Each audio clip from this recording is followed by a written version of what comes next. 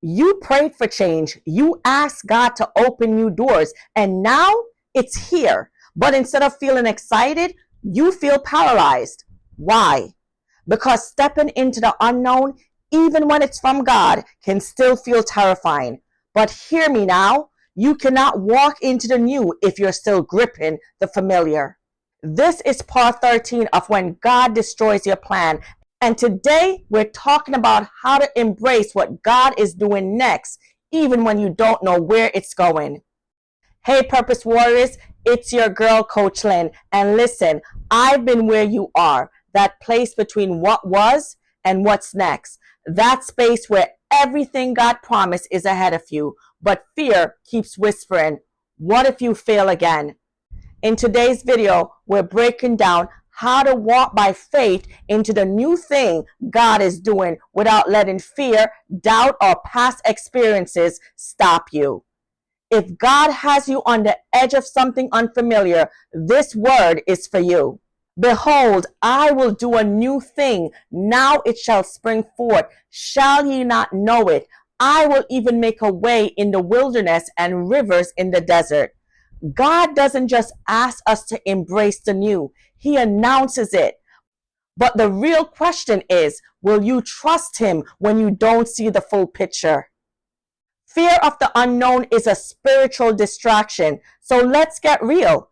God opens a door, and instead of walking through it, you hesitate. Not because we don't want it, but because we've been hurt before. What if it's too big? What if I'm not ready? What if it ends like the last time?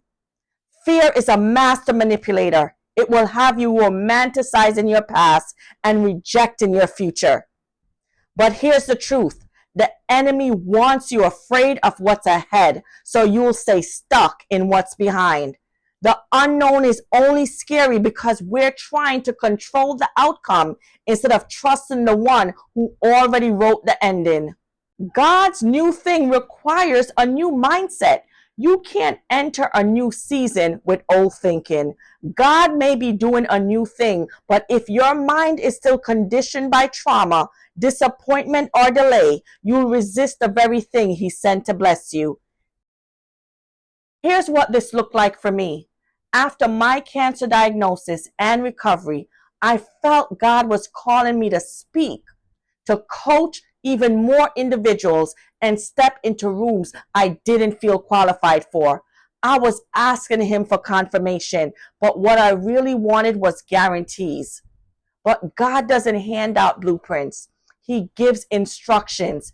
And your next step of purpose won't always come with a roadmap, just a word. Transformation starts in the mind. You must renew your perspective before you can walk in the promise. You can't fear forward movement just because past seasons were painful. New territory requires new trust. There are reasons why you struggle to embrace the new. So let's talk about what's really holding you back. 1, unresolved grief from the old season. You can't embrace what's ahead while mourning what you lost. It's okay to grieve, but don't unpack and live there. The old season served its purpose, but it's over.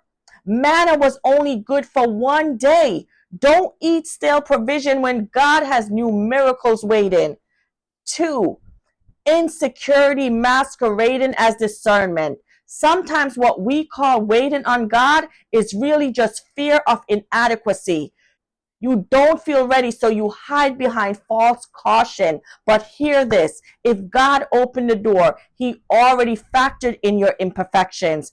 3, a need for control. We want to know every outcome, every detail, every timeline, but God really gives full explanations, because if we understood everything, we wouldn't need faith. Faith isn't knowing how, it's knowing who. So how do you stop fearing the unknown and step into what's next? Firstly, acknowledge your fear without feeding it. It's okay to say, God, I'm scared.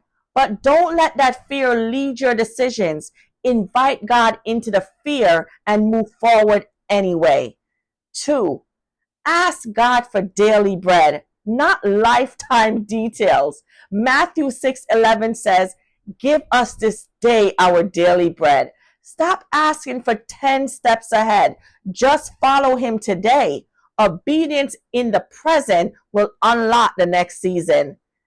Third, surround yourself with faith-filled voices. Don't share your vision with people who only speak from logic.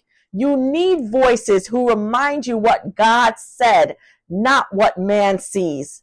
And fourth, celebrate what's coming before it comes. Worship isn't just for reflection, it's for expectation. Start thanking God for the doors he's opening, even before you see them open. That's faith in motion. Listen, God is doing a new thing, and the only thing he needs from you is a yes. You don't need all the answers. You don't need to feel 100% ready. You just need a willing heart and an obedient spirit. It's okay to be scared. It's not okay to let fear lead. God destroyed the old plan because it wasn't enough for where he's taking you. You prayed for new, but new always requires next level trust. So here's your moment. Say yes to the new, even if your voice shakes.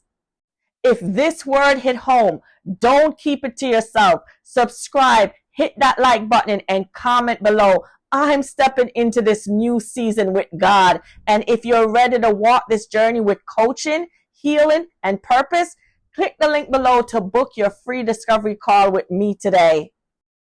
In part 14, we're going to talk about what obedience looks like when you're still healing, because sometimes God will call you before you feel whole. Don't miss this next one.